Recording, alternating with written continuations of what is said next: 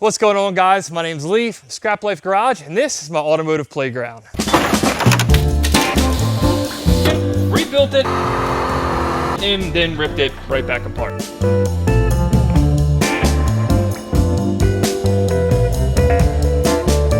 This guy here, this is my new Boss 302. Just picked it up from the salvage auction. The idea with this one is to get a cheap, fast race car. It has all the right stuff, still in great shape. The engine's great, it runs good, sounds great.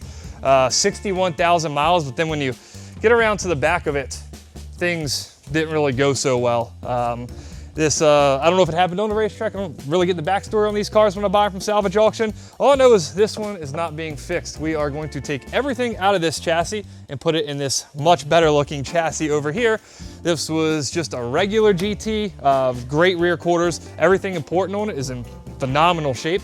So the idea here is that we can take that entire driveline, the interior, everything that makes this car special, put it in this one, and have ourselves a $10,000-ish Boss 302 track car. I think the biggest issue we're gonna run into with this is a manual car and this one's an automatic. Otherwise, it should be fairly the same. This is a 2012, this one's a 2012.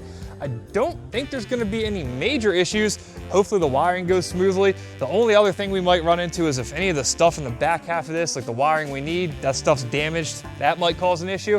I am pretty optimistic that this is gonna be one of the easier projects in the shop though. One of the things that makes a boss, I guess, if you want to say it that way, is these weird little side pipes. They're not really side piping too well anymore on this one, but they go out the side like right before the rear tire. It's, I guess, a sound thing. I don't know if it really makes any more power. The one issue I have on this car is it still has stock headers, so you know, obviously we're going stainless works, full long tubes on it, high flow cats. We are going to try to retain this stock exhaust if we can repair, well, this.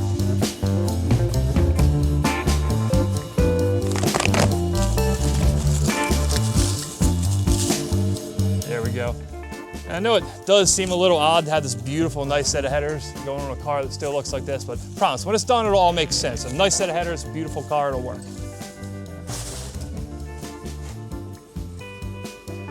Yeah, looks about right.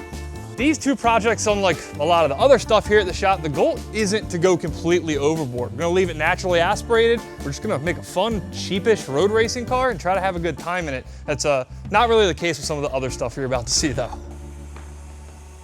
And this is kind of the definition of one of those overboard builds. Now this car makes 1,005 horsepower on the nitrous. It is a stock-ish Demon engine. I believe it has rods and pistons. Blower is stock Demon blower, ported, factory intake, stainless works headers, of course. Factory exhaust, it's really not that extensive of a build performance-wise. It's fairly easy to make this type of power. The real story on this car is what it used to look like. I know by most people's standards this would still look like a total car, but this was actually the good side. We completely repaired the thing. The interior was gone, gutted, engine, drivetrain, the entire driver's side of the car, that was all consumed by fire. This one was somewhat intact and we ended up leaving just a little bit of it, I don't know, for patina, character, I don't know what you want to call it. The only thing that was good on the car was the trunk, the rear bumper, and a little bit of the rear suspension. We had to do a quarter, new doors, the roof got cut off, the entire front end that was replaced. We left some of the scuffs on the old fender flare, and if you look close, you can even see the heat marks there. The spoiler had a bubble on it from heat coming out of the rear window, and that was broken out. The interior was completely gone, and we kind of, you know, have it back to 100%. There's a few little things we need to tidy up. And I suppose the most critical part here is it's the world's only manual Demon at this point. I figured since we had to redo the entire car anyway, why not make it manual? Some parts like the hood, we had to order straight from Dodge. There was no way around it to get a factory Demon hood. We had a year wait on that. But everything else we sourced from more Hellcat donor cars. The wiring, the electrical system came out of a manual 2018 Hellcat. The manual drivetrain itself came out of a 2015 Hellcat. We've done so many here that I've lost track. There's even purple overspray here on some of the parts from the parts we took off a purple 2020 Red Eye to rebuild this car.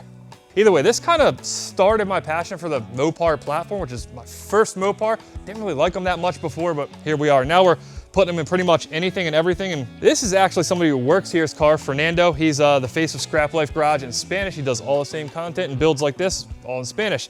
And he originally picked this thing up. It was flooded up to here. also from the salvage auction, which I realize is a trend here. He rebuilt the entire thing using another wrecked 350Z, got it running on the stock VQ, eventually decided that, I don't know what, 105 horsepower wasn't enough, and I convinced him to stick a Hellcat engine in it, and here we are. With this one, the number one issue, clearly, as you would imagine, was space. We had to cut out all this back firewall to get the engine back far enough.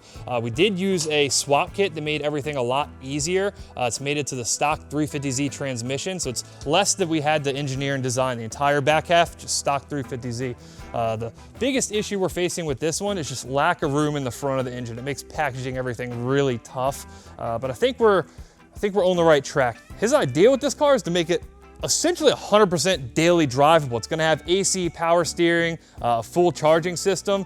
He genuinely wants to be able to drive this thing home and to work every single day. How feasible that's gonna be, I don't know. I guess we'll figure that part out in a little bit. But I believe we're gonna have to cut the hood to let the blower stick up out through it, which will look awesome, clearly. So I said earlier that I wasn't really a Mopar guy, and that's true. That's changed. I've also never really been a truck guy, but this was just an impulse, you know. I was a victim of circumstance. I found this thing like 10 minutes up the road. It hasn't been driven in 3 or 4 years. It was on Facebook Marketplace, which is our worst enemy if we're car guys, of course. Just dirt cheap. I ended up buying it and ripped the Viper engine out, which might help the hood's popped, I guess, right? With this one, we were able to rip the Viper engine out of it and put yet another Demon engine in it, which up until a couple days ago, it looked really cool. The first heat cycle, once we started it and drove it around the block for the first time, we found a massive oil leak here in the engine somewhere, so we're in the process of trying to identify that and fix it and hopefully get it back on the road here in the next week or two. This is one project that was actually this close to being finished, and then it all kind of fell apart. That's kind of it for the stuff that's either near completion or like just started in progress. We do have a ton more stuff that's, I guess, in the wings over here in the other room though. This is where we store all of our kind of upcoming projects. And not only that, our cars that are getting chopped up here through the salvage business, we also run out of here. This is one that's fresh off the trailer. This is another thing we bought from salvage auction. This is an Inferno Orange C6 Grand Sport that had a light engine bay fire. This one, unlike some of the other ones we bought, they caught before the entire car got burned down. So there's just a little bit of harness damage, the wiper cowl, but we assumed this car might have a little bit of a build done to it, but my business partner Alex bought it and then found out that it is a iron block LSX 427 YSI supercharger, and it once before all this happened made over 1,000 horsepower. So hopefully in short order it'll be back on the road making a lot of power and looking awesome because it's the best Corvette color ever made. Then this is kind of the best of both worlds. It's a super light 1993 RX7, but it's got a big giant V8 in it. The idea with this thing is it's gonna make somewhere in the range of 1,000 horsepower, if not really close to it. It's gonna weigh nothing, somewhere in the 2000s. So it's gonna be ultra light, ultra fast. It's just an awesome car. Eventually he's gonna paint this thing in this metallic green that the engine bay is painted in right now. So the car is gonna be beautiful. And this is a really long-term, in-depth build. Unlike some of the other cars you saw earlier, you know, where you might have left half of the thing unpainted or burned. This one's gonna be a true top to bottom nut and bolt restoration that's also really fast. The Evo RS up there, it's one of only 200 some Mitsubishi Lancer Evo RSs, which is the model with the, you know, roll up windows, no radio, no AC, none of that stuff. I am going to try to restore that 'cause it's a one owner car, bone stock, and I don't think many of those exist anymore. So the idea is that one day that one will be back on the road, and that's one we're unfortunately gonna have to bite the bullet and actually do a lot of structural repair to. Kind of one of the benefits of working in a salvage yard and having so many parts for the cars that you're rebuilding is if we get something damaged and we need a radiator, we can most times just ride the scissor lift up, grab one off the shelf, stick it on the car, and not have to worry about ordering parts, trying to source a ton of different stuff. As long as we have it in stock, we can kind of just use it for the projects, and it makes everything kind of work a little better on the cost front. Of course, one thing that comes in handy here, fixing all the salvage cars, is all the extra body panels we have laying around. If we don't sell them and, you know, we have a project coming up, we can kind of stash some stuff away and try to build, you know, inventory for upcoming projects. And once again, it generally makes everything work a lot smoother and a lot faster.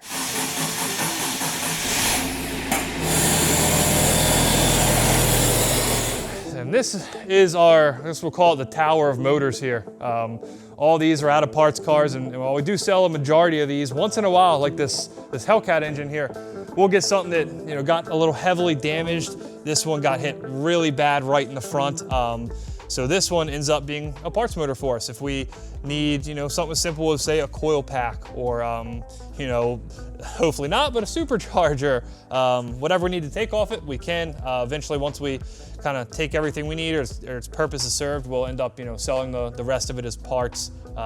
Then of course, through the salvage yard here, we'll have complete dropouts, like this one out of a Scat Pack, or even this out of an Audi R8 or a CTS-V, the supercharged LSA, that we just sell. And majority of those will end up going in people's project cars, from resto mods, all the way up to just drift cars or stuff like this. If they, twin turboed their R8 and pushed it a little too far and now they need a new motor, they can grab one off the shelf here, drop it right in their car and be good to go.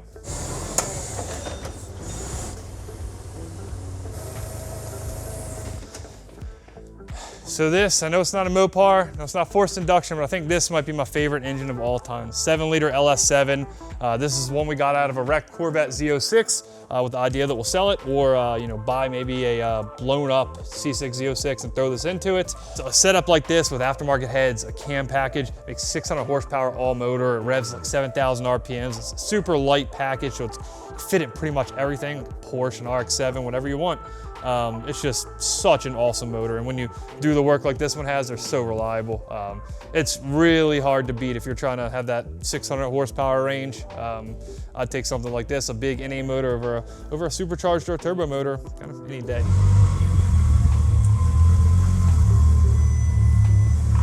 This gym was kind of one of the first cars we built here. It was a wrecked twin turbo Audi R8 and made 1,500 horsepower before we ever laid our hands on it. It was built by Underground Racing. The previous owner bought it and a few days later had not such a great time with it, and unfortunately wrecked it. We ended up buying it off him. And instead of trying to rebuild this thing into a stock appearing Audi R8, we decided to just do it our own way. My business partner Austin was the visionary behind this car. He had an awesome idea for it, sketched it out, then him along with our fabricator made it happen.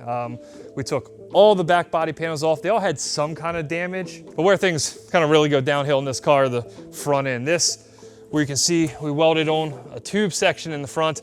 Everything in front of that was just destroyed, ripped off. They're an aluminum frame, so that kind of made everything a pain. And instead of rebuilding the factory front end, we tubed it. We used parts from all kinds of different cars. The corner lights, they're off a 2019 Mustang. The headlights, they're out of a tractor trailer. The splitter, the carbon fiber mirrors, they're meant for a Honda S2000. So if there's a car that really exemplifies like what we do here and how we think when we build cars, it's this. It's using whatever we have and trying to make it cool and really, not doing it the same way everybody else does. And you can see that all the way down the line in the Demon where, sure, let's leave it burnt. Why not? I think that probably covers most of it.